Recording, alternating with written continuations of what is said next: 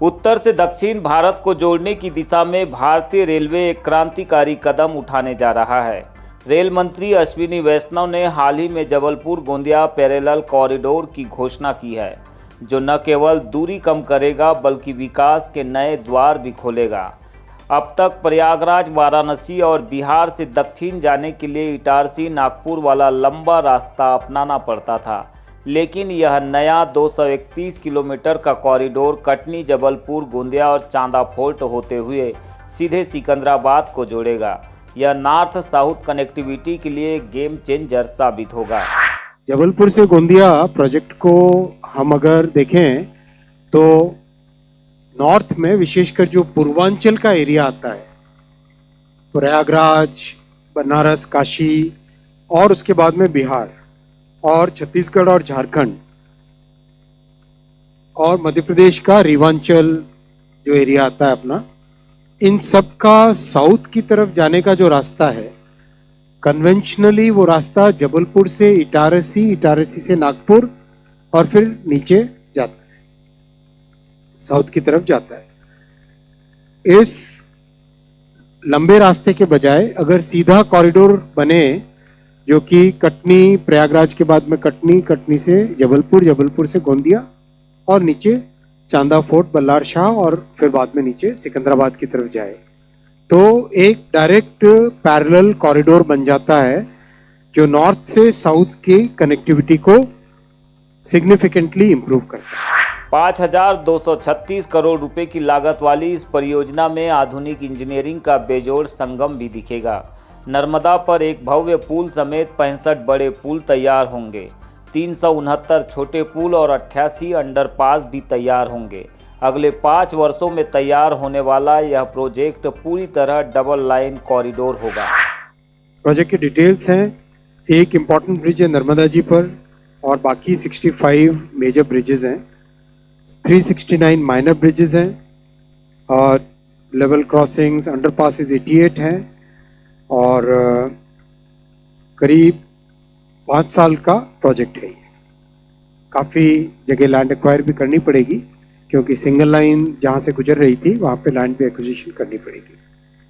Overall एक इसका और इंटरेस्टिंग पॉइंट है कि जो रामायण सर्किट है उसको भी नॉर्थ में अयोध्या जी से साउथ में रामेश्वरम तक डबल लाइन का पूरा कॉरिडोर ये बनता है। यह प्रोजेक्ट मध्य प्रदेश के मंडला, सिवनी, बालाघाट जैसे आदिवासी क्षेत्रों और महाराष्ट्र के गोंदिया को मुख्य धारा से जोड़ेगा। साथ ही यह रामायण सर्किट को अयोध्या से रामेश्वरम तक मजबूती प्रदान करेगा। कान्हा नेशनल पार्क, पेंच टाइगर रिजर्व और धुआंधार जैसे पर्यटन स्थलों तक पहुंचना अब और भी आसान होगा। कई अच्छे टूरिस्ट डेस्टिनेशंस हैं, कान्हा नेशनल पार्क, पेंच टाइगर रिजर्व, काचर शिव टेम्पल, धुआंधार वाटरफॉल, कई तरह के और भी प्रोजेक्ट्स हैं और कई इंडस्ट्रीज भी इससे जुड़ती है। Total 7.6 million ton extra cargo इससे आएगा, 16 crore kilogram carbon dioxide saving इससे होगी। बालाघाट जिले में सरकारी नौकरी के नाम पर लाखों की कथित ठगी का एक ऐसा मामला सामने आया है जिसने प्रशासनिक गलियारों में हलचल पैदा कर दी है। वारासिवनी के एसएसपी महाविद्यालय में कार्यरत एक आउटसोर्स कर्मी पर आरोप है कि उसने अपने राजनीतिक रसूख का हवाला देकर बेरोजगार युवाओं को झांसे में लिया। मामला अब पुलिस और प्रशासन की चौखट तक पहुंच चुका है। शिकायत के अनुसार मामला ग्राम कटंगझरी के पीयूष राउत और उनके साथियों से जुड़ा हुआ है। आरोप लगाया गया है कि पीतमलाल डहरवाल नामक व्यक्ति ने, जो खुद को भाजपा और आरएसएस से जुड़ा बताता है, एसएसपी कॉलेज में नौकरी दिलाने के नाम पर पीयूष से 3 लाख रुपए लिए। पीड़ितों का दावा है कि लांजी और वारासिवनी क्षेत्र के कई और युवाओं से भी आउटसोर्स भर्ती के नाम पर करीब 30 लाख रुपए की जालसाजी की गई है।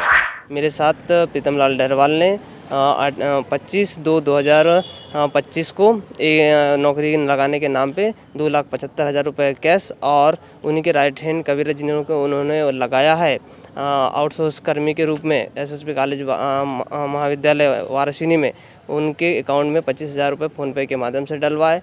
और जब हमने मांगने गए तो हमें बहुत टलाया गया और लगभग 6 महीने तक तो यही झुलाया गया कि आपको लग जाएगी, आ जाएगा करके आया नहीं। और उसके बाद जब हम पैसे मांगने रिटर्न गए तो 1 लाख रुपए हमें दिया गया, वो भी चेक के माध्यम से।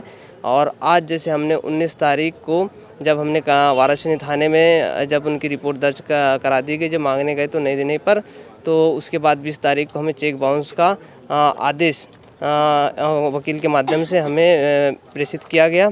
और इसके बाद हमें डराया गया, धमकाया और अन्य साथियों को भी नोटिस दिया गया। जैसे कि हमारे साथ में हमारी ही सहयोगी तारा बिल्लारे जी, इनको भी नोटिस आया। और भी पता नहीं कितने हमारे सहयोगी ऐसे होंगे जिन्हें ये आदेश की कॉपी गई। पीड़ितों द्वारा लगाए गए आरोपों के मुताबिक लेन देन के लिए डिजिटल पेमेंट से लेकर काली पॉलीथीन में नगद राशि का इस्तेमाल किया गया। शिकायतकर्ताओं का कहना है कि जब उन्होंने काम न होने पर अपने पैसे वापस मांगे तो उन्हें टालने के लिए 1-1 लाख रुपए के चेक थमा दिए गए। पीड़ितों का यह भी गंभीर आरोप है कि अब उन्हें डराने धमकाने की कोशिश की जा रही है। यहीं वारासिवनी के रहने वाले हैं, आकाश लिल्हारे करके। उनके पापा जी साडरा हायर सेकेंडरी में हैं, गवर्नमेंट टीचर है वर्ग 1 में। उन्होंने बताया कि आउटसोर्स की भर्ती निकली है, तुम आवेदन करना चाहते हो तो कर दो करके।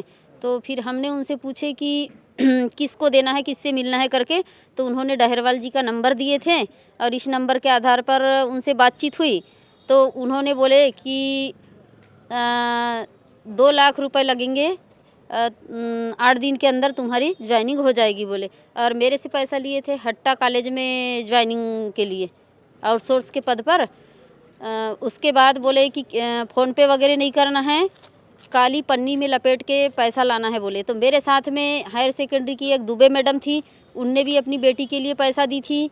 एक परमानंद धनौले हैं, ग्राम कलपाथरी से है, वो भी साथ में आए थे। और मैंने जो केस भिजवाई थी तो मेरे मिस्टर आए थे और वो वारासिवनी में मिलने से इनकार कर दिए। वो दीनी में जाके मिले और बोले कोई ऐसी दूसरी पन्नी में पैसा मत लाना, बोले ब्लैक कलर की पन्नी में लपेट के लाओगे। इस मामले में एक नया मोड़ तब आया जब पीड़ितों ने दावा किया कि उन पर ही कानूनी दबाव बनाया जा रहा है। पीड़ितों के अनुसार आरोपी पक्ष की ओर से उन्हें कानूनी नोटिस भेजे जा रहे हैं। हमने इन तमाम आरोपों को लेकर आरोपी पीतमलाल डहरवाल का पक्ष जानने के लिए उनके मोबाइल नंबर पर संपर्क करने की कोशिश की, लेकिन उनकी ओर से कोई प्रतिक्रिया प्राप्त नहीं हुई है। वर्तमान में ये सभी केवल एक पक्ष द्वारा लगाए गए आरोप है, जिनकी पुष्टि पुलिस जांच के बाद ही हो सकेगी। नौकरी के नाम पर उसके पास पैसा जैसे हम जानते हैं, लगभग ऐसे जो हमें पता चला है जानने पर, ऐसे कम से कम 5 से 7 लोग ऐसे हैं। और जो गवाह के रूप में अब हमारे पास जैसे 1-2 हैं, जैसे कबीरा है या जिसे हम जानते हैं, ऐसे 1-2 हैं जिनके सामने हमने पैसा दिया है वो। और जैसे दीदी के इसमें है तो इनके इसमें तो 5-7 लोग ऐसे हैं कि जिन्होंने वो जानते हैं कि उनके सामने पैसा दिया है। हम लोग मैं बार बार फ़ोन लगाती हूँ तो वो मेरे को धमकी देते हैं कि मेरी मिसेस 80 समाज की है, मैं ऐसा कर दूंगी वैसा कर दूंगी, तुम मेरे घर नहीं आ सकते, मेरे घर में CCTV कैमरे लगे हैं तो तुम कैमरे की निगरानी में हो, ऐसा वैसा दुनिया भरे का मेरे को धमका। पीतम डहरवाल बोल रहे हैं? हाँ, पीतम डहरवाल। और मैं उनके घर गई थी तो उनकी मिसेज भी मेरे को डराई धमकाई। आज के बाद बोले मेरे घर के अंदर आना नहीं, मिलना है तो बाहर मिलना बोले, लेकिन मेरे घर के अंदर नहीं आओ। कॉलेज में करते क्या है तो कॉलेज में नौकरी लगाने के नाम पर इस तरह से जालसाजी कर गए? पता नहीं भैया, वो मेरी पहुंच भोपाल तक है बोलते हैं। हाँ, बीजेपी से जुड़े हुए हैं, ऐसा दुनिया भरे का बताते हैं। मेरा बड़ा भाई SP है तो ऐसा है तो वैसा है। न्याय की आस में पीड़ितों ने 19 फरवरी को पुलिस प्रशासन से शिकायत के बाद आज जिला प्रशासन को आवेदन दिया है। अब देखना यह होगा कि पुलिस इन गंभीर आरोपों की जांच किस दिशा में करती है। क्या पीयूष और तारा बिल्लारे जैसे लोगों की शिकायत पर उचित वैधानिक कार्रवाई होगी या राजनीतिक पहुंच और भाजपा से जुड़े होने के कारण मामला दब जाएगा? बालाघाट के वारासिवनी में लूट की एक ऐसी वारदात सामने आई है जिसने हर किसी को हैरान कर दिया है। यहां लुटेरों ने किसी हथियार के दम पर नहीं बल्कि सम्मोहन के जाल में फंसाकर एक महिला को अपना शिकार बना लिया। मामला वारासिवनी के वार्ड नंबर 15 का है। पीड़ित महिला विद्या ठाकरे, जो सब्जी बेचने का काम करती है, रात के वक्त अपनी दुकान बढ़ाकर घर लौट रही थी। तभी भाजपा कार्यालय के पास सुराना और हिमांशु ज्वेलर्स के सामने उन्हें एक अनजान शख्स ने रोका। पहले एक पुरुष ने आकर अस्पताल का पता पूछा और फिर देखते ही देखते एक महिला भी वहां पहुंच गई। लुटेरों ने खुद को अयोध्या से आया हुआ सिद्ध पुरुष बताया उन्होंने विद्या ठाकरे से कहा, मैं भगवान के समान हूँ, अपने ये जेवर उतार कर पर्स में रख लो, घर जाकर इन्हें दूध से धो लेना, सब शुभ होगा। लुटेरों की बातों में आकर महिला जैसे सम्मोहित हो गई। उन्होंने अपने कीमती जेवर उतार कर जैसे ही पर्स में रखे, शातिर आरोपी मौका पाकर जेवर और मोबाइल से भरा पर्स लेकर रफू चक्कर हो गए।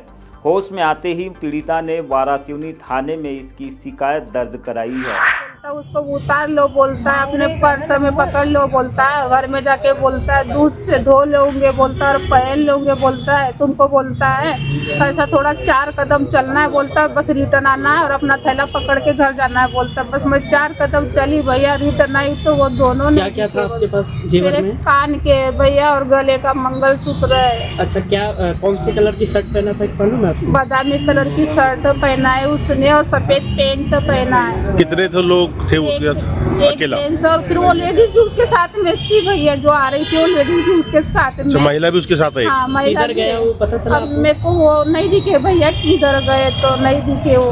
कितने लागत के होंगे आपके जेवरात? मेरे तो बहुत लागत के मंगलसूत्र भी है भैया। सूचना मिलते ही पुलिस टीम ने मौके पर मुआयना किया और अब आसपास लगे सीसीटीवी फुटेज भी खंगाले जा रहे हैं।